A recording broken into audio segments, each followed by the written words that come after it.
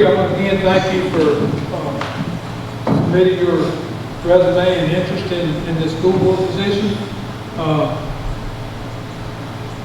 Because this is the last appointment we'll make to the Covington School Board, this is for a one-year term. I understand. And then in next year, we'll make an appointment to the new school board.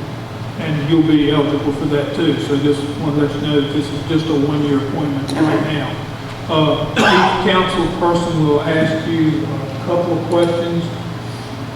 We'll start with Mr. Carson. Is there anything you need to know or want to know before we get started? I don't think so. Go ahead, Lance. Good evening, Frank. Good evening. What made you want to seek a seat on the Covington School Board? I wanted to seek a seat because I have had the privilege of actually working in the school system. I originally did that because I was on the Allegheny Foundation, I was on the education committee, and I didn't really understand some of the terminology. And I figured the best way to learn that, I was going to ADOT meetings and I didn't understand, so I said, well, maybe I'll just need to go work so I can have a better understanding. I also wanted to try to help our children become better, well-rounded students so that when they go out into the workforce that they are able to be independent and self-confident.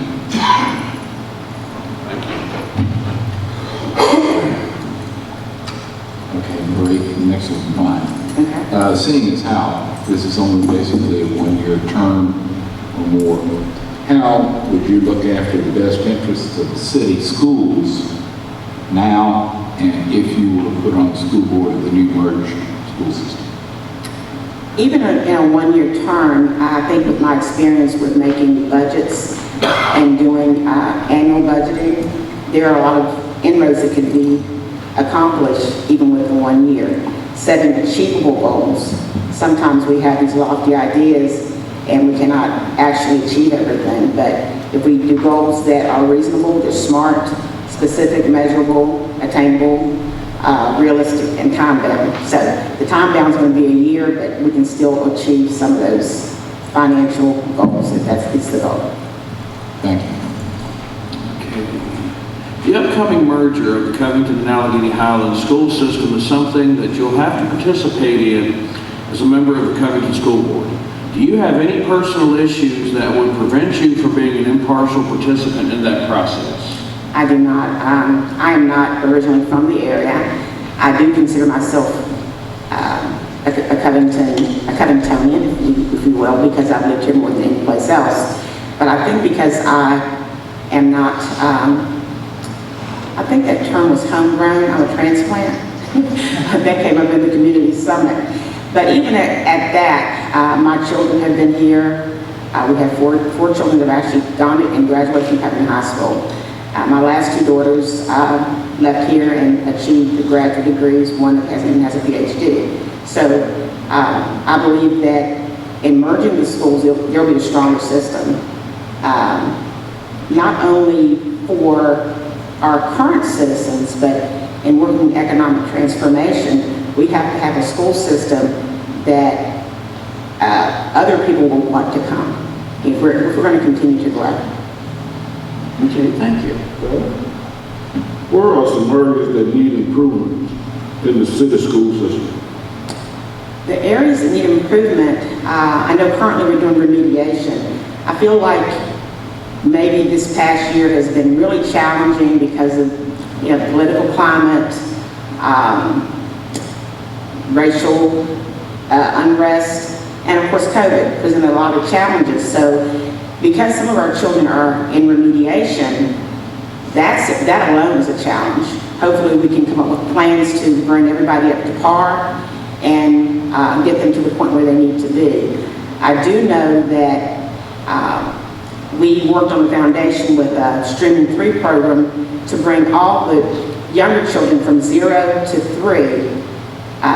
And believe it or not, those time frames between 0 and 3 and up to 5 If you don't start off on the same playing field, when you go actually into the first grade, then you're going to be a little off anyway. So I think that our challenge is there, and they are working. In fact, the streaming 3 is in all the systems, as well as the privately owned daycares. So we need to continue with that and to make sure that our children all have the same opportunity regardless of their background. Mr. Mayor. Yes, sir.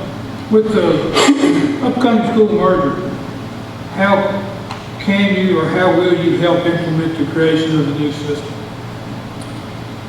I believe that the implementation is going to just come naturally.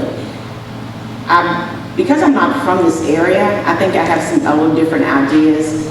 Covington and Allegheny County are not really separate towns that I see. I know we have different governing bodies, but our schools in West Virginia actually merged and we became Greenbrier East and Greenbrier West. There were 5 separate towns, so there were a lot of geographical challenges. We don't even have that here. I think the challenges are all in the mindset. It doesn't really matter that we all have the same zip code almost. So I don't think that's an issue as much as a mindset. And if we can just overcome that, then there won't be any challenges other than us working together to make sure that we have a good school system. Thank you. Lance? In a merger school system, can you see yourself serving on the new merger school board? I can. I believe that with the different organizations I've been affiliated with, I know quite a few people in the area, and I believe that that alone and my managerial and financial acumen will help with that, with strategic planning, goal setting, and just using smart goals.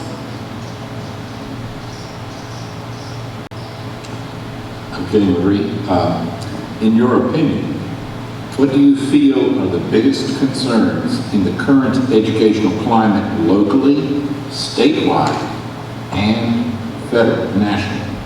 Okay, I think there's 2 challenges. First is SEL, social emotional learning. Our children sometimes are academically inclined, sometimes they are more sports oriented, and then we have the children that are somewhere in the middle or on the outside. And sometimes their socialization is not as readily attainable as some of the others because some of the programs that we are limited on doing here locally, I think that we could broaden so that everybody has an activity and that they're actually included. The other issue is I recently completed a course on DEI, which is diversity, equity, and inclusion.